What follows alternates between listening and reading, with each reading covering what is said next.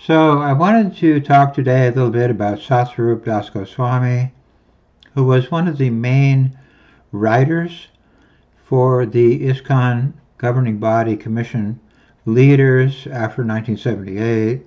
He wrote their position papers along with people like Jayadvaita, Jagadish, and others.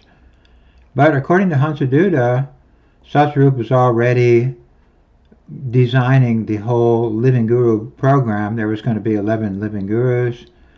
In late 1977, just after Srila Prabhupada departed, according to Hansaduda, they were having meetings, secret meetings, and they were hammering out this whole idea. They're going to be the appointed successors, and how would they deal with that? And Satsvarupa was making mock debates with the other leaders to show them how to fend off arguments. Of course, ultimately, they decided anyone who did not accept their arguments would just have to be banned and removed and exiled. So they also included an iron fist into their policy. Now, one of the people who was co-writing these papers with Satsvarupa was B.R. Sridhar Maharaj of the Gaudiya Math. Satsvarupa and other leaders were consulting with Sridhar Maharaj, and they were coming up with their ideas of how to present the 11 gurus to the society. And Sridhar Maharaj said, for example, a person doesn't really need to be qualified to be a guru. He just wears the uniform of a guru and he becomes a guru. This really doesn't work. A person cannot wear the uniform of an airline pilot and then take over the controls of a Boeing giant airplane. That's not going to work. A person cannot wear the uniform of a brain surgeon and then go in and do the brain surgery. So this idea was never going to work.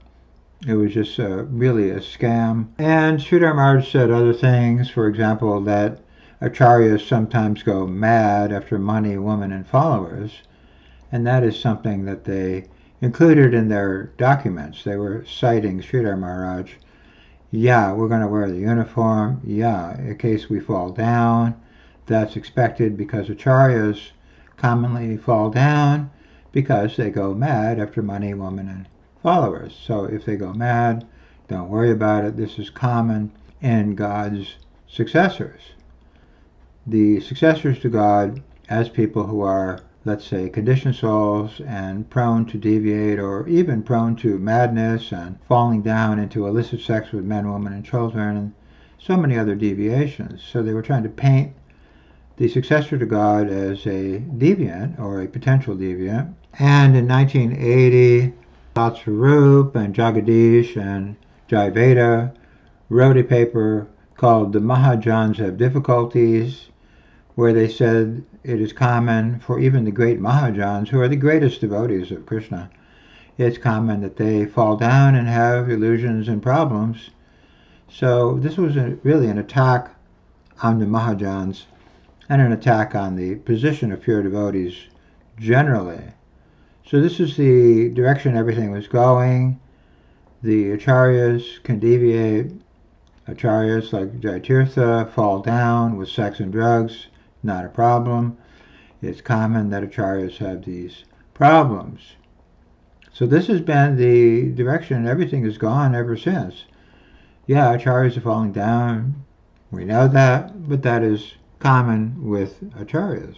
And not too much later on, around 1984, Satsvarupa announced that he was writing a paper called the Guru Reform Notebook, and he was consulting with B.V. Narayan Maharaj to write that publication. And it was the same idea. The Guru, he's as pure as God, but he deviates. He needs to be reformed. He needs to be checked. He needs to be chastised. He needs to be maybe even excommunicated for deviating. So this is, of course, a contradiction. How can the pure devotee, who is in constant contact with God, be falling into illusion and running after illicit sex with men, women, and children, and engaging in so many other deviations, including taking intoxications and watching football on TV, which Satsvarupa admits he was doing. He's watching football. He's ordering out pizzas. He's living at the Howard Johnson Hotel, and he's a pure devotee. He's as good as God. Now, around 1982, the GBC was trying to get rid of the influence of B.R. Sridhar Maharaj, and they started to attack Sridhar Maharaj after they had said he is the advisor for ISKCON. He was the advisor. He was helping them write their papers. The GBC was consulting with him repeatedly. Many of their papers were ghost-written by Sridhar Maharaj. And if we study some of the early conversations between the ISKCON leaders and Sridhar Maharaj and compare that with some of their position papers, we will find the same identical statements were made in their documents. So they were consulting with Sridhar Maharaj of the Gaudiya Math. After Prabhupada had said, Sridhar Maharaj created a disaster in the Gaudiya Math by making false acharyas. So right away, they went to consult with Sridhar Maharaj. And Satsvarupa was taking Sridhar Maharaj's statements, putting them into papers, and these are being circulated all over ISKCON as the official position of the ISKCON leadership. Now, Sridhar Maharaj had created a bisexual deviant acharya in 1936, and dissenters who uncovered his deviations were banned and beaten, and some were assassinated. And unfortunately, the same thing started to happen in ISKCON. The dissenters were mistreated very badly, and Sridhar Maharaj says none should protest. And the GBC even showed me some of these papers saying, oh, why are you protesting Jaitirtha? Sridhar Maharaj is backing us up. So anyway, by 1982, they decided he is a demon, he's trying to take over ISKCON, we got to get rid of this guy, and so on and so forth. So it just it just shows you can be on their side, you can be their advisor, you can be their Shiksha guru, then all of a sudden you got to go. And so Satsvarupa helped write papers against Sridhar Maharaj. He's got to go. And by that time, they were starting a new advisor named B.V. Narayan Maharaj. He was up and coming. And so they were getting rid of Sridhar and starting with the new advisor. And the new advisor, B.V. Narayan, was helping Satsvarupa write their Guru Reform paper, where they were saying gurus are many times deviants. They might be pedophiles. They might be having sex with men, women, and children. They might be offering LSD to the shalagram, like Jaitirtha was doing. But that's not a problem. That's what happens with God and God's successors. That's the program. It's the eternal parampara from God is full of people offering LSD to the shalagram and having sex and all the rest of it. So that was the impression they tried to create, and it's worked out pretty well for them. I mean, there's still people arguing with me. Well, Prabhu, gurus fall down. That's what happens. Who are you to challenge and question the GBC and Sridhar Maharaj and Narayan Maharaj and all these authorities? So anyway, it just went on. Satsvarupa kept writing and writing and writing for them. And then by 1986, he was really pushing Kirtanananda. He was saying Kirtanananda is everywhere. Kirtanananda has the best program in ISKCON. Kirtanananda is the most advanced devotee in ISKCON. But me and Sulochan were writing papers against Kirtanananda at the time, and we were saying there's a lot of pedophile things going on with the children at New Vrindavan. There's lots of other crimes going on, and there's just many, many deviations going on, which would prove that Kirtanananda is not a pure devotee. And Satsvarupa was vehemently against us, and so he wrote that me and Sulochan are poison pens, and Sulochan said Satsvarupa is making a bullseye target on my back. He's trying to demonize me so he can eliminate me. And unfortunately, that's what happened. Sulochan was eliminated because he had been branded as a heretic and an offender and a challenger to the pure devotees. These people are as pure as God. It's not your position to challenge them. So Satsvarupa created a very, very, very fanatical environment. And in addition, there was child molesting going on even in Satsvarupa's own school. One of the former teachers from his school said that every single kid in his school was molested. So there was just molesting going on left, right, and center all over the place. Where was Satsvarupa? What was he doing to manage and organize the society to combat these kinds of problems? Well, he was staying at Howard Johnson's, watching football and ordering out pizzas. So he wasn't managing the problems that were going on in the society. He was avoiding dealing with the real, down-to-earth issues that needed to be fixed in the society. And he still is. He doesn't still deal with the issues. So he was avoiding on the one hand, and on the other hand, he was defending the regime. He was writing papers, left, right, and center, to defend the living gurus. And he kept saying they were appointed by Prabhupada to be gurus, which means Prabhupada made a big mistake because he couldn't distinguish a conditioned soul from a guru. He made conditioned souls into gurus because he didn't know what he was doing. So this is really an insult to Prabhupada. Prabhupada made a mistake of appointing false successors and causing all kinds of pandemonium as a result. But there's no evidence Prabhupada appointed any of these people as Krishna's successors.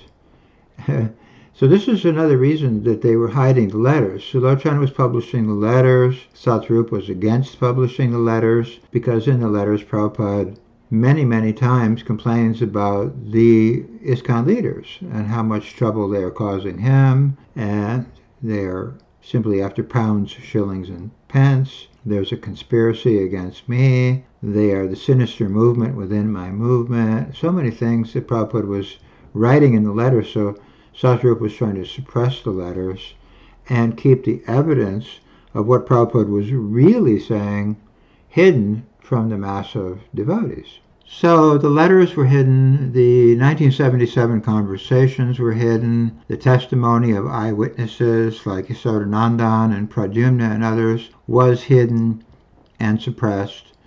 And later on, when me and Sulochana were bringing it out, this was a very serious threat to the regime, and so Satsvarupa helped Kirtanananda by saying we're poison pens, so he could get us suppressed or even taken out. I mean, why would he say we're poison pens? What is the poison that we're spreading? We're just spreading the letters that Prabhupada had written on various topics. So the whole idea was to create the false narrative that conditioned souls are acharyas, and anyone who was combating that and challenging that and exposing that had to be suppressed, and even suppressed with violence, which is what happened. Now, after the murder of Sulochana, Satsvarupa just never said anything about it. He never apologized for demonizing us. He just rolled on like nothing was wrong. And then he just started saying, well, we got rid of Kirtanananda, so we fixed the problem. How did you fix the problem? ISKCON was sued for $400 million. Is Satsvarupa going to pay for that lawsuit, the cost of that lawsuit? No. Thousands of children were molested. They're having, even now, trauma and PTSD and so many problems just adjusting their lives. Is Satsvarupa doing anything to help those victims of his program? Not that I know of. ISKCON has suffered very bad publicity and so many problems from his false guru process. What is he doing to fix any of that? I have no idea. He's just writing more and more of his crazy, wacky poetry and all the rest of it. So when devotees are being banned, beaten, molested, sued, and assassinated, Satsvarupa is writing that I'm walking on the beach in Ireland in my new rubber boots, kicking dead seagulls. Oh, okay. So devotees are being banned, beaten, molested, sued, and assassinated, and you're walking on the beach kicking dead seagulls? And you're painting satanic-looking art of skeletons and demons and all the rest of it, just horrible-looking art, while all these problems are going on. Now, a devotee said that he was there in Vrindavan when a devotee came in from the United States when Satsvarupa was in Vrindavan, and he had a big bag of letters from devotees. Probably many of these letters were complaining about the banning, beating, molesting, and all the rest of it. And Satsvarupa just says, throw those letters away. I have no interest in reading these letters. These letters are giving me a headache. Oh, okay, so all these problems are going on. You don't want to trouble yourself with the problems of your own citizens? These are your citizens. You're not going to take care of their problems. So you can wear your new rubber boots and kick dead seagulls on the beach. That's all you're worried about. So this is a very selfish life. He's living in Howard Johnson's. He's throwing out letters of complaint because it gives him a headache. He doesn't want to go to the GBC meetings in Mayapur because that gives him a headache. So everybody else has to get a headache. You have to be banned, beaten, molested, sued, and killed, while Satsvarupa is doing nothing to fix all these problems. He's creating these problems by promoting these false gurus, but he's not interested in fixing the problems. And then he keeps arguing that he didn't know. Oh, I didn't know about the molesting. I didn't know about the beatings. I didn't know about the banning. I didn't know about anything. Well, you don't know because you're sitting in Howard Johnson's. You're not sitting with us talking about the issues and problems that are affecting the society. Meanwhile, Satsvarupa has been writing that he is the guru of pills because he's been taking all kinds of psychotropic medications to cure his insufferable, constant, chronic migraine headaches. And you have to ask yourself, why is a pure devotee of God suffering all the time from headaches? Isn't Krishna giving him a message that you're doing the wrong thing? And you are trying to counteract Krishna's message with medications.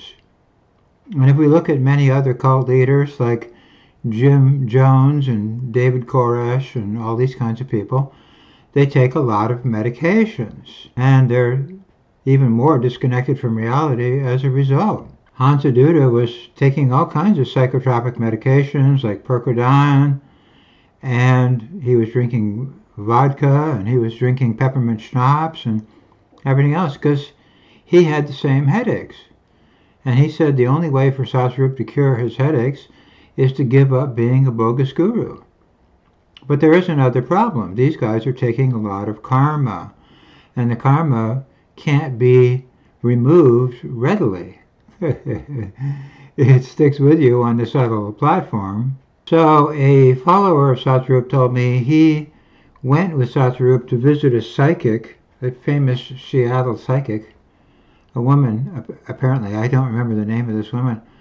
But anyway, the servant told me that as soon as Satsvarupa went into the room, and he didn't dress like a devotee, he didn't want the woman to know he was a devotee, and she just said, "Sir, stop. You have a big, black, dark ball of energy surrounding you. I've never seen such darkness. You, sir, need to start to go to church. Get a Yellow Pages book, look up churches, and just go to a church. You need help from the Lord." So she was able to see that he is surrounded by a big, black ball of dark energy, which is the sins. He's taking sins from all these different disciples. He's not qualified to absorb those sins, and so they stick on his subtle platform. And I had a similar experience with Jaitirtha. He passed by me on a narrow stairway, and my life air felt sucked out of me because he's surrounded by a big, dark, black ball of sins from his disciples. And it affected me when we came close together. I could feel this very, very dark negative energy surrounding Jaitirtha. So all these people are taking sins, and none of them are qualified to take sins, and so that is causing them to deteriorate and suffer more and more and more. And a lot of them have suffered very badly. They fell down, they got sick, they just went crazy. And if we look at Satsvarupa's art, it looks like the art of a mad, psychotic, narcissistic, insane person. Many people have commented on that. Look at the art that this guy's making. It just looks wacky. It looks satanic. It looks hellish, because it is. It's a vision of what he's seeing really in his real subconscious mind. So he knows he's going to the lower regions because he's already residing in the lower regions, and that's what his paintings reflect. He's in the lower stages of consciousness. And Prabhupada says that the false gurus go to the most obnoxious regions of the universe. They fall to a destination that's even worse than the ordinary mundane man, because the mundane man has humility, and he understands. He can't just imitate Jesus and say, I'm taking sins. And he can't just say, I'm God's pure servant. I'm another Jesus.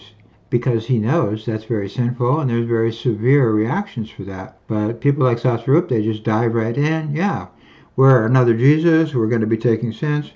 We're pure devotees. We're as pure as God. And then they have to suffer so many ways, so many reactions, and they are. So Satsvarupa writes things like, for example, the more I chant, the drier it gets. What kind of advertisement is that? The more I think about God, the drier I am. That's like a horrible advertising for thinking of God. You know, God is very dry. Thinking of God is even drier. Well, you know, that's a bad advertisement for meditation on God. It's dry. And then he says, I have to battle constantly with doubts that Krishna is a myth. Well, you must think Krishna is a myth if you think that you can promote illicit sex deviance as Krishna's successors. You must think that going to hell and reactions and all that is non-existent because there's no God. And even ordinary media people have asked me that. Do these people even believe there is a Krishna? I mean, how could they behave like this and still think there's a Krishna? They must be atheistic because they have no regard for moral laws, mundane laws, spiritual laws, or any laws. They just make all kinds of false people into gurus. And this begs the question, did Satsvarupa know that Kirtananda has a homosexual problem from way back in the late 60s? I mean, we heard that Kirtananda had a problem with his homosexual propensity in the early 70s, so I think Satsvarupa knew that, or he must have known that, or he should have known that. And therefore, how could a person go from having homosexual propensity to being as pure as God in 10 years? That just doesn't make any sense. And didn't he know about the problems with Bhavananda and many other of these leaders, that they were having problems the whole time, all along in the 70s? So how did they all of a sudden become catapulted to being pure devotees in 1978? In January 78, they're pure devotees. And Prabhupada said in January 77, no more sannyas, they're not fit for sannyas, they're making a laughingstock of sannyas, the renounced order. Okay, well, if they're making a laughingstock of sannyas in 1977, how did they become pure devotees 1 year later? None of that makes any sense. So they lied. So when Srila Prabhupada says, the sinister movement is within my movement, I believe he was talking about these guys. And yes, I believe when Prabhupada says, Vahi bhat ye humko poison diye, someone is giving me poison, I believe it is the Satsvarupa group, the guru group, that was giving him poison. And then I believe they poisoned the society by kicking out the devotees, making molesters and predators and deviants and criminals into gurus, and just creating chaos for the ISKCON society and the members of the ISKCON society, especially the children of the society. They suffered horribly. Horrible things happened to the children of ISKCON under the jackboots of the Satsvarupa program. And there's really no good excuse or explanation for why so many devotees and so many children had suffered so badly just so that Satsvarupa could walk on the beach with his new rubber boots and kick dead seagulls. That's what this was all about. He just wanted to have his own little cushy, private, opulent life with servants and money to buy his rubber boots and money to travel around to Ireland and here, there, and everywhere. And now he has servants and a house and all facility. And many of the devotees of ISKCON who were kicked out, booted out, driven out, have nothing. They're struggling. They don't have medical insurance. They don't have a solid place to stay or transportation or so many things. Just, Satsvarupa has that because he stole that from all of the godbrothers. He usurped the assets of the society for his personal benefit. So, to sum up then, Sulochan used to say that Satsvarupa is the Joseph Goebbels of ISKCON. He is the writer who wrote all of their original papers. He's the writer who said we're poison pens so he could try to get us taken out. And he's the sort of mastermind of the other guys. The other guys were criminals, but they didn't have the wherewithal to, mastermind the bank robbery. Satsvarupa had to sit down, think this out, and give them guidance, and give them the intelligence to make this usurping of Prabhupada happen. And they did. And he's responsible. And unfortunately, Prabhupada says anyone who imitates the Acharya has to go to the most obnoxious regions of the universe. This is not negotiable. That's what happens. You can violate the law of the country and get away with it, but you can never violate the laws of God. And I believe that. I believe they will not be able to violate the laws of God, and they're already suffering from falling down and getting sick and headaches and dying prematurely and having so many problems because they're already suffering in so many ways, and it will just get worse. So we hope that Satsvarupa will at some point admit that this is all wrong, and that will take some duration off of his time of future suffering, but we doubt that will happen because they're entrenched and embedded in this situation, and this is pretty much their career, and they're stuck with it. Some of these gurus told my friend Mahashringa, yeah, we know everybody hates our guts, we know everybody's hoping we're just going to depart soon and get out of ISKCON because we're destroying ISKCON. We know that, but this is our career, we've got no other option, we're stuck here. So that is very sinful, to be taking over property and then just sitting on it until your last dying breath. Anyway, I hope this helps. Hari Bol.